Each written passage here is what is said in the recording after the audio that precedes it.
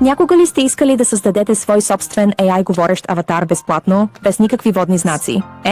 Късметлия сте, защото точно такова нещо открих за вас. Така че, първо нека отидем до нашия веб браузър. Използвам Google Chrome, но може да използвате който и да е браузър по ваш избор. Първо ще ви трябва изображение, за да направите видеото. Можете да използвате своя снимка или да генерирате една с различни инструменти, като Leonardo AI или Lexica. Препоръчвам използването на инструмента Leonardo, защото е безплатен. Сега нека преминем към нашия браузър. Въведете и Leonardo AI в лентата за търсене. Кликнете на първия сайт, който се появява. След като влезете на сайта, ще видите опции за генериране на изображения с изкуствен интелект.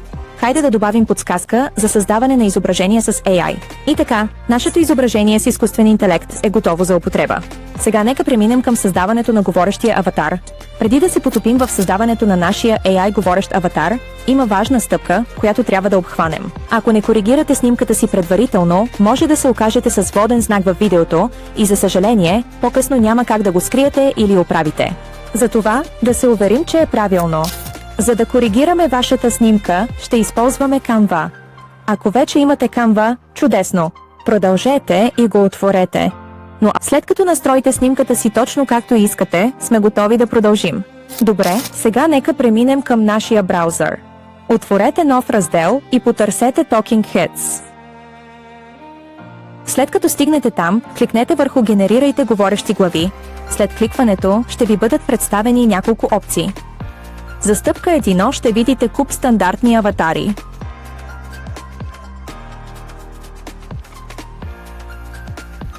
Но кликнете върху Качете собствена снимка.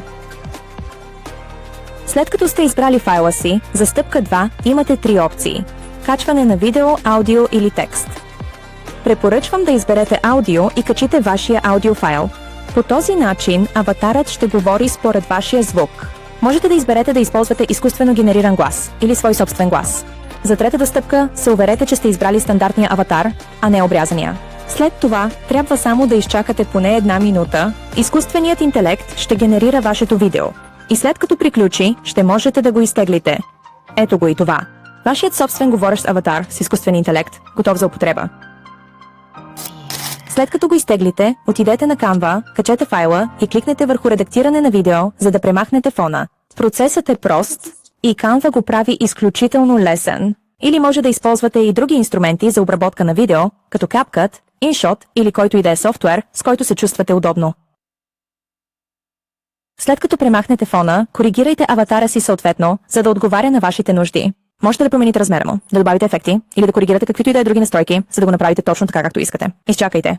След изтеглянето, може да забележите, че лицето на аватара не е толкова ясно, колкото бихте искали. Не се притеснявайте, имаме решение и за това. Можем да подобрим нашето видео с Make Video Enhancer. Това е страхотен инструмент, който е напълно безплатен. Просто отидете на уебсайта, качете вашето видео и нека магията се случи. Направете подобрител на видео. Ще работи магията си, за да подобри яснотата и качеството на вашето видео.